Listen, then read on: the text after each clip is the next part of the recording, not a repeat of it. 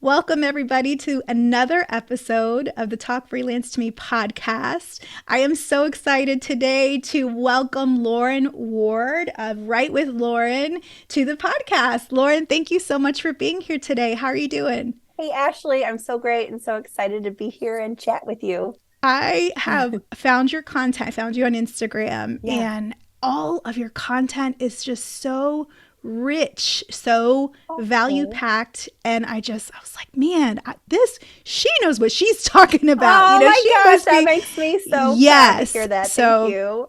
thank you for connecting with me, for being open to connecting with me on Instagram and for carving Yes. out time in your day. Freelance fam, I wanted to read a little bit from Lauren's bio so you can kind of get to know her a little better. So here's a bit.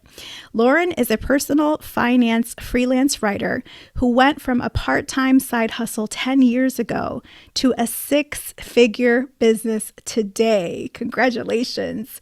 Her Thank work you. has been featured in a variety of publications, including USA Today's Blueprint, Fox Business, This Old House, and more.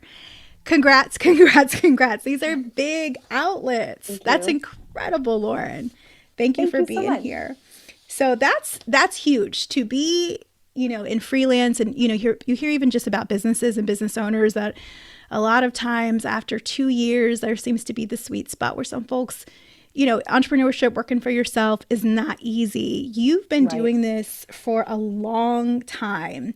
So how did you get into this? How did you decide to start the side hustle first and now Right. scale up to a full-time business? Yeah, so I started a little bit after my first son was born. I quit my full-time job. My husband was a high school English teacher, and I just wanted, to earn a little extra money and, just kind of keep up my skills in case I ever wanted to go back into the full-time workforce. And so I think like my first gig I found on Craigslist editing novels for a local fiction writing group. Yeah. So that was really fun. And then I was like, oh, I wonder if I could find more work like this. And I found Upwork, which at the time was Odesk. So I'd worked at the Federal Reserve Bank of Richmond before that, and I started off as an assistant and then like worked up into just sort of like a research support, not like an economist researcher, but just sort of like helping with documents, events, that kind of thing. Mm-hmm. And that was during like the recession when there's a mortgage crisis. So I learned about all that just working there. And I found a job helping create like study courses for mortgage Mm. loan officers. And I was like, I can do that. I like know what mortgages Yeah. so, and it was really just reading and like simplifying stuff. And then after that, I got an editing job at a personal finance website, like editing credit card reviews.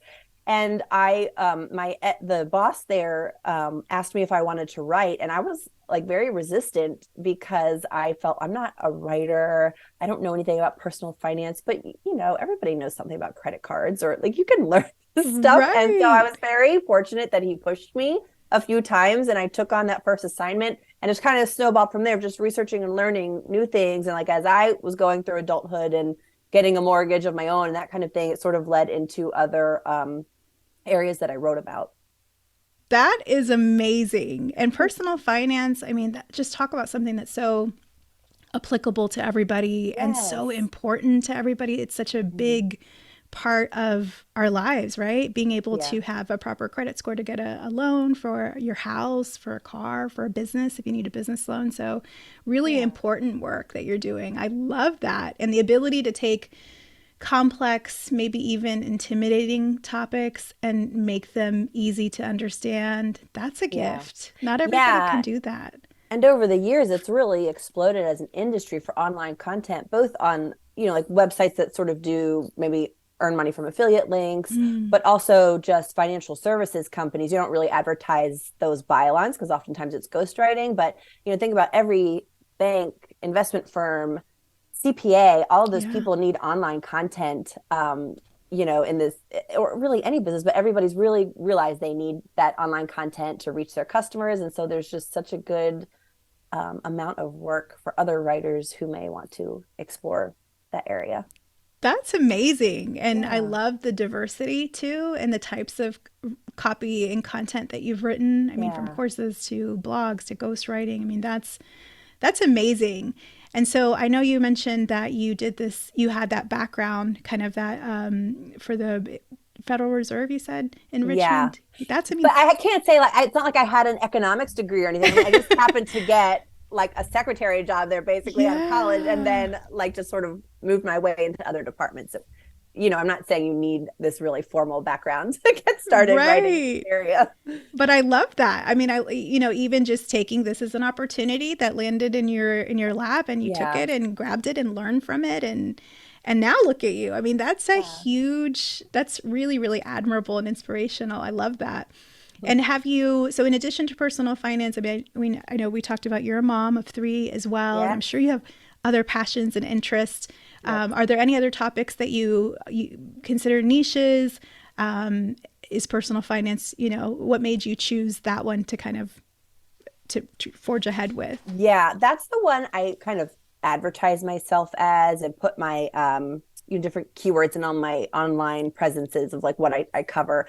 But I do write in other topics, especially when you start working with like a digital marketing agency and they might pull Mm. you in for a personal finance project, and then they'll give you offers or projects in totally different other areas. So I also write in like fertility, digital marketing Mm. Hmm. tactics. I just like did some stereo stuff the other day just because it's kind of easy work that can come in. So I may not advertise that, but if I see something that I've had experience with, I would apply to it. Or, I just kind of say yes when it's something interesting. That's incredible. Talk Yeah. about inspirational. I think, there's people always thinking about doing a side hustle or doing remote work. And you've done it. You've taken it and you've scaled it. Can you tell us about the point where you reached that critical mass where you said, okay, this is more than just a side hustle? How did you know? And what does that process look like to say, I'm going to scale up? This is going to Yeah. be my company. Can you tell us about that? Yeah, it's kind of a personal story. So, I mentioned my husband was a public school teacher at the Mm. time, and we were just starting to have kids. And he was a relatively new teacher, just never had time off Mm. when a kid was born. And so, when our second child was born at the end of summer, he had like a week, and then he had to go, back to school stuff. We were like, this is our year, like this freelance thing. I wasn't doing a ton of work, but I was working on getting my rate up, Awesome. just like when the kids were napping or my mother-in-law would come and babysit. And so we were like, let's take this school year to get our financial house in order. And like when summer hits, we're going to try both freelancing and like see if it works. And it did. Like, so he quit his job and like we both freelance and homeschool our kids now. Wow. And that's been like 8 years since we did that. And then I found out I was pregnant with our third child. Like during that year, I was like freaking out. I was like, whatever, let's just go for it. This is the plan. Right. Um, so that was really the inspiration, was just the lack of flexibility in his schedule. And I was like, I think we can make up your teacher salary. And we did. That is amazing. That's as the kids say, hashtag goals. I mean, to be Yeah. able to like not only take this remote work, this freelance life and create it, use it to cater to your life and to Hmm. what's important to you, but also to bring hubby along and Yeah. have him do it. That's Yes. awesome. And it sounds super cool, but I just want to give the caveat, like obviously it was a lot of hard work and late nights Yes. and a lot of tiring years, but totally worth it though. And like the ultimate goal is just for us to both like be around and have that time in everybody's lives when they're so young. So that was kind of the catalyst. I am so inspired by that, especially being a mama of three, also, Yeah. and just, the nature of schools and things that are happening. Homeschool is an option that more people are considering now, but figuring Yeah. out how do you make that work? How do you even do that? So, and writing and doing research and where you have to focus, you're not doing something like data entry that you can have Netflix Right. on, you're thinking. So, Yeah. what kinds of things do you and your husband do now to find time to write, but also make sure the kids are doing their lessons and progressing in their Yeah. curriculum? So we split up the work day. Okay. So like we each work, one of us will work. So I'm working in the morning, this half of the day, and he's with the kids doing their lessons. And then in the afternoon we'll switch. And he'll go work and I'll be with the kids. And now I feel like we have a pretty good routine where we can get, but usually we're getting stuff done in the work day. there have been times where we're working nights, like when COVID hit and we were all afraid of Yeah. like what's going to happen Oh to my our income goodness. streams. Like we Yeah. worked nonstop just out of fear, Yeah. because you didn't know who was going to freeze a freelance budget. But that wound up not being super problematic. But we're just pretty structured in like what the work day looks like, what the school day looks like. The kids, we have certain activities that they do with groups. I keep it very, he has a teaching background, so it's a little more That's like great. easy for him. I Yes. think with the lesson plans, for me, I am like a very much like I need a curriculum to follow and like tell me Yeah. what to do. But I just think making those processes and like deciding on, you just have to make decisions. I think early on, having so much flexibility, like, I don't know, what do you want to do? I don't know, what should we do? Especially when the kids are little and it's like preschool stuff. But now I think it's just important to like create a schedule, create a system, make decisions and stick to it. Obviously be flexible. We're talking about how my daughter has a dental appointment this Yeah. afternoon, so that'll, be a thing. But it's just about not being too wrapped up in the flexibility. I think that's where it's almost Mm, like too much choice sometimes can be unproductive. that's so interesting. I Yeah. love that. You could write a whole book on that, a whole YouTube Yeah. channel on that, because there's so many people that and you probably too, I know you work with freelancers and Yes. have a lot of writer friends that figuring out how to do parenting and, this type of work, which can I know that's something we'll talk about. How do you create more consistency in a field where the name of the game is inconsistent Right. sometimes? So I love that, and I love that you're not just taking these lessons that you've learned through all this hard work, but you're also sharing them. That's super Yeah. generous. You could just ride into the sunset, with this knowledge and just Yeah. be successful. So in addition to writing this content for clients, Mhm. you also have this amazing Instagram account, Write with Lauren. I suggest everybody Yeah. go follow her now. You have your website, the Write with Lauren website, and you Mhm. have a shop where you've done the heavy lifting and creating resources for freelancers, and you have those available. Yeah. Super cool. I love your company values, especially the one about abundance and that there's so much work. So Like much work. Yes. there's so much work, and we're all just kind of tinkering in our little laptops and wherever we live, Yes. and we're all doing it, and we're all making money, and there's enough. I think that Yes. that, Yeah. that is such a beautiful value to share. Yeah. Why has this been important to you to become a resource for other freelance colleagues? It's so important to me because connecting with a couple other writers really changed my game. I was really, Mm. um, I don't know, maybe 5 or 6 years ago, I was just chugging along and thought I was doing well. And I went to a conference and like met a freelance writer, and we were talking rates, and I realized she was charging like 3 times more than I was in the Oh my same industry. goodness. And like my Oh, stomach just dropped. And then I yeah. went to I don't know if you're familiar with FinCon. It's like financial media conference. Yes, Yeah. that makes sense for your So niche. Yeah. they have a freelance writer track. I went to a couple presentations where I just learned really great prospecting skills from those freelancers who were like a little bit ahead of me. And found a course that was just a couple $100, and I made that back within like a week of learning the tactics that she had put out in the course. And it was Fantastic. just like, if I hadn't met those people who shared information, I would still be chugging along at a third of the price. Like, think of how Yeah. many years I was not, charging my value, and probably clients thinking like, boy, that's a bargain, Mm, and all the hours that it took to meet my goals, and thinking like, is this the maximum, kind of like in that mid tier. And that was when I was able to kind of scale up to 6 figures. And of course, like learning, like it just experience helps with speed, yes. research, quality. I mean, all of that goes into account too, but it's so important for me to share because I had that and it changed everything for me.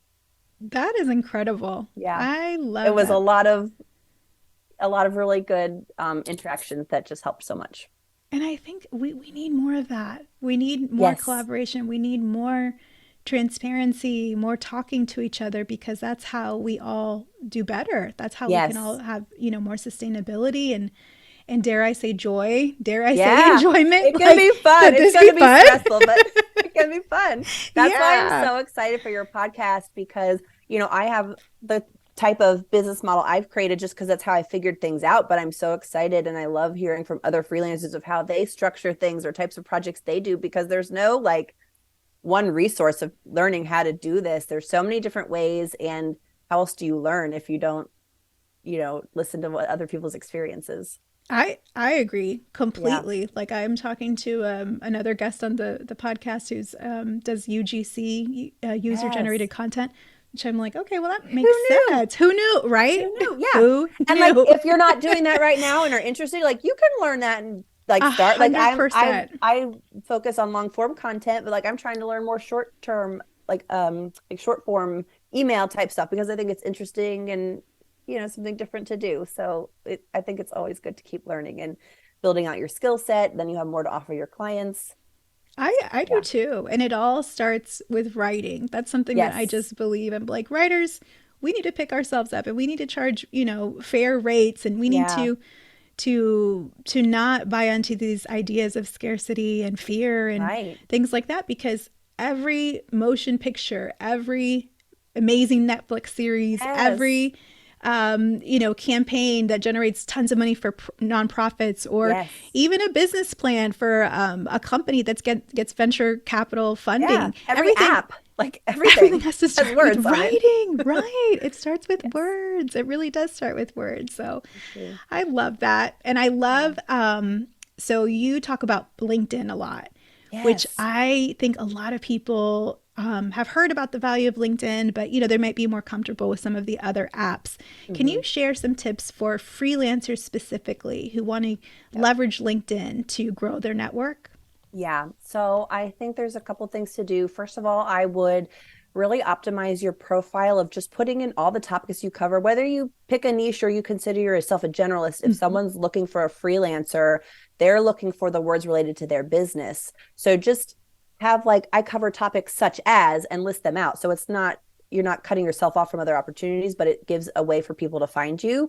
Also, I know people get really nervous to make connections on LinkedIn, but the whole point of being on LinkedIn is to make a connection. So don't be nervous. Like you really need to grow your network and try to get to like 100 people. And you can, I think you're allowed to connect with 20 or 30 people a day. I don't remember, but just follow up with both other freelance writers and maybe editors or companies, content directors at places you would want to write for. And you don't have to cold pitch right away. Just say like, hey, love your work, love your website, whatever. I'd love to connect. That's what people are there for.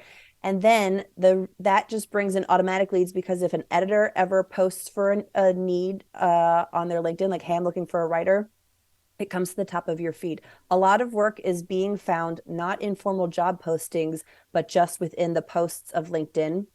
And and anytime a freelance writer in your network comments on another post, that bumps into your feed. So you're getting like this natural ecosystem of job leads just by building your network.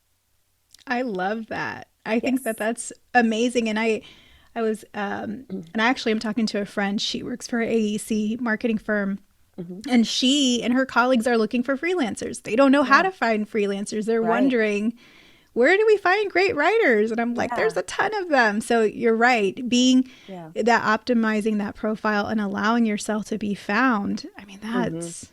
that's And huge. you can proactively search posts as well and just use words like looking for a freelance writer and like filter. It takes digging because you have people like me or whoever like writing about freelancing, but you can dig through and like just find those posts even if you're not connected with people.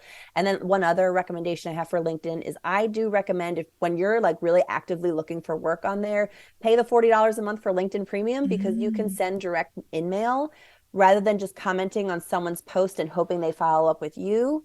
That puts you in more control, and then you can send your relevant writing samples just straight in their inbox, and it just helps you stand out more. I love And then that. you can just cancel if you're not really looking for work or want to scale back. Great tip. Thank Yeah. you for the gem. I hope, freelance fam, I hope you guys are listening, because that was a golden premium Yeah. tip for free Yes. from Lauren. Cut tax deduction, $40 a month. There you go. Exactly. Happy tax day, by the 100%. way. Oh, yeah. That's true. That's So true. happy. Exactly. Glad it's over. My goodness. Yeah. That's so good. So much Yeah. goodness in that. So, a lot of freelancers struggle with this feast or famine nature of Mhm. freelancing, and that's something that I hear too, and maybe you hear too, from aspiring freelancers or folks that are thinking about it, is that instability. How do you Right. manage that? But you have a great created like this genius around this and have some great ideas about this. So can you share some tips for managing and Yeah. consistent income and Yeah. even workload? Right. So yeah, I mean it's always a juggling act, but I just kind of have these touch points I do throughout the month so that I always know where I'm at. So I think you always need an income goal each month. Like what's your minimum you want to make? So it might not be a full-time thing. It might just be your Mm-hmm. monthly side hustle and I want to make an extra $1,000 a month, but you're always tracking that. So I have like a Google Doc where I have every single project, the price, and then like the total for the month that I know I'm gonna make that month. Might not be in my bank account, but I know I've earned it. Yes. And so that kind of gives me a sense of um, like how much more work I need to book. And then I am like looking on a paper calendar of like where I have every deadline or everything I'm going to write that day. I kind of know how much I can do in one day. So like Mm. be realistic with how much you can get Yes. done in a day. And so you're like scheduling that out. But I'm really checking like at least a couple times a week to make sure if I'm not booked for the next week or two, you can bet I'm pitching somebody or following up with a Yeah. client or looking for new work. Like I think just to have that constant outlook of what's coming up and what do I need to bring in order to meet my goal. Um, you just always have to know what's going on in your business. And I love that. That's so empowering too. I Yeah. think sometimes, and it's kind of in line with personal finance and people with their Right. budgets. And, sometimes Yeah. we're just charging it. And we don't really, oh my goodness, look at my balance, look at Yes. what I'm Yeah. doing. But not being so passive with it and just, okay, I didn't receive any inquiries. No, we actually have to go out and, like you said, always be pitching, always be Yeah. noticing kind of where we are in relation to our goal. Mm-hmm. So And then it's it's great easy, like advice. when you list everything out in such a way, it makes it really easy to follow up with like the last 3 to 6 months of people. And you'd be like, who haven't I worked with lately? Like I just did that the Yeah. other day. I was like, oh, I don't have this person booked yet this month. Let me see if they need topics. And she was like, oh, can you send me some pitches? And, I just booked 2 blog posts to get done by the end of the month.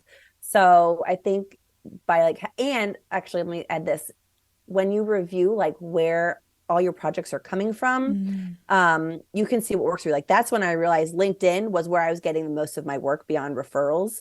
Like it wasn't job boards or Right. anything like that. When I realized that, that's when I really decided to go all in. I'm trying to like post and maximize my thing and made a little Canva banner that was pretty. Like Absolutely. so like just see what's working for yourself. It gives you insight into like where your ideal client is hanging out.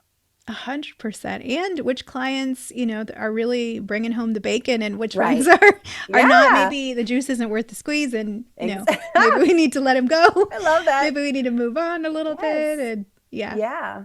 that's Yeah. And really then great if you stuff. don't, maybe your calendar's full, but you have like that bottom hanging client that you don't love or takes too much time for the Yeah. effort, like then you can kind of maybe job hunt or pitch a little less Mm-hmm. aggressively, but to try and replace that income with something more enjoyable.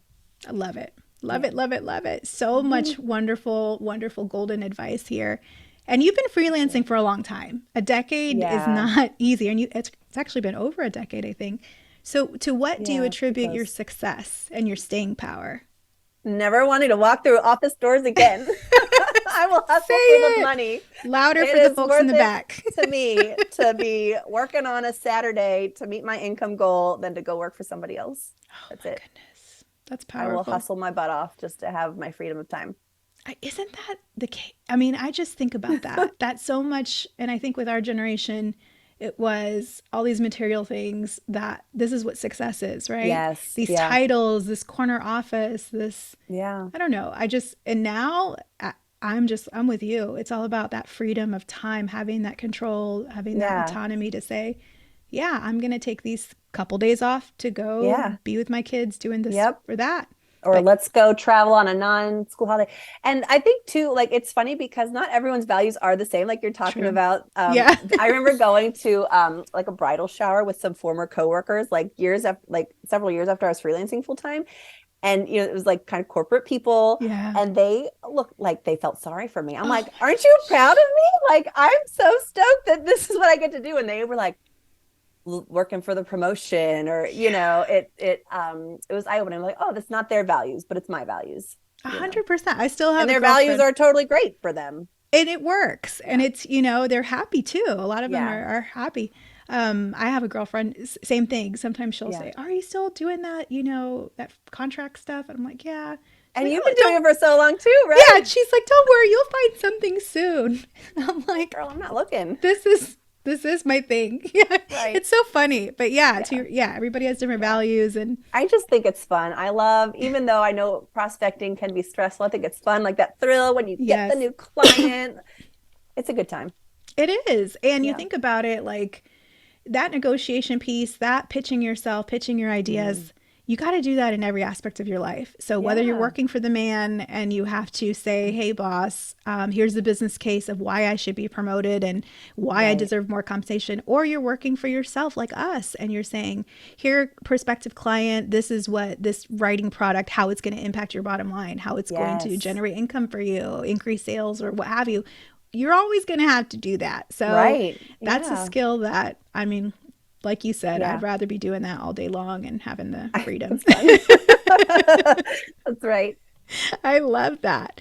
So, Yeah. what has been, I'm sure, and you've talked about this, all these lessons that you've learned and how you've perfected kind of your rhythm now. What has been the biggest lesson that you've learned in your freelance journey? So I think the I'm always still learning this lesson is that I can be my own worst enemy and like my own worst critic. Mm. And it's so easy to focus on just the negative feedback and not the great feedback, or like maybe the client who doesn't really give you feedback, but they keep giving you tons of work every month. So you're doing something right. I think just trying to set the ego aside and not add in negativity where it doesn't exist. Or like, even if there maybe is some negativity with some client feedback, like that's not my whole day. That's not my life. That's, that's one aspect of who I am. So I guess it's just some internal self-work that I'm always learning, but I think I've gotten better over it over the years. Like I was just posting on LinkedIn the other day about how I had a recent client and he didn't like my first draft. And he wasn't real clear on like the target audience. I realized it, but I just wound up realizing that he just is the kind of guy who needs something to respond to, maybe doesn't have like a lot of upfront specifications. And when the first time I read the email, I was like, oh my God, he hated it, blah, blah, blah. And I read it again. I'm like, oh, he's just like has these couple of notes that are like very specific and easy to implement. And then like the second draft was great. And we moved on and like are still working together. So, like I think it's easy to add in negativity that isn't there. And that's what like I've gotten better at, but I'm like always working on. Amen, sister. I feel that so much because Yeah.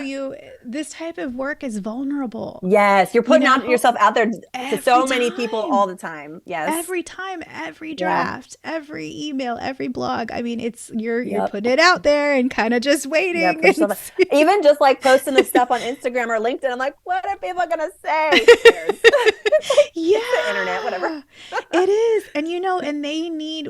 One of the things that I've learned too is just that, and I think Jennifer Hudson said it in an interview on a podcast, and she said, it's not so much about your talent. I mean, talent's important, 100%, but it's how pleasant you are to work with. Oh, so yeah, that's a great point. About that too, and it's like, these folks, our clients, they don't want to be searching for other writers. Right. They want to get done and not, annual report is done, or whatever email drip campaign is done. And they don't want us to go anywhere. So we are both kind of, us as the provider and them as the client, we're on the same team. And if we can just kind of keep that and, okay, well, let's work on it. Let's tweak it. Anything can be improved. I mean, it's easier said than done.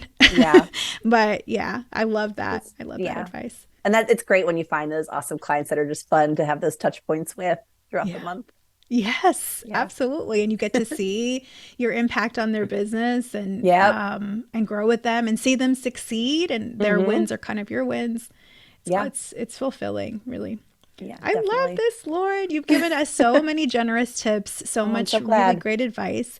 So, where can people find you? How do you prefer that they connect with you? I also know that I feel like you do a great newsletter. Can you share some of these resources that Yeah. folks can sign up Yeah, so you for? can sign up for my newsletter at writewithlauren.com. Send it out every week. And I try to get a little more behind the scenes on that because I know like clients aren't signing up for that and going to see it. Like I was talking about my little insecurities with feedback yesterday. Also on Instagram, if you like video content, sometimes I'll just get on there and talk on Reels. It's also writewithlauren.com and or no at writewithlauren on Instagram. And then I'm also happy to connect on LinkedIn. It's fun to see what others are doing on LinkedIn, take a look at each other's profiles. Yeah, and it's a good way to like you can connect with me and I'll say yes because you gotta start somewhere if you're growing your LinkedIn network.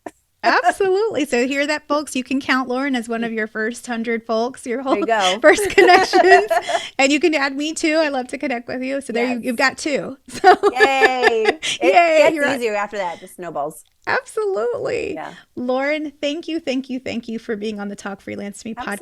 Absolutely. Thank you for the work that you're doing, for everything you're doing for our profession, because that's what it is. It is a Yeah. profession. And Absolutely. these resources are going to make a huge difference in people's lives. So thank you for Well, that. thank you, Ashley, for your work too. I'm so excited to hear all your other guests and all of your experiences as well.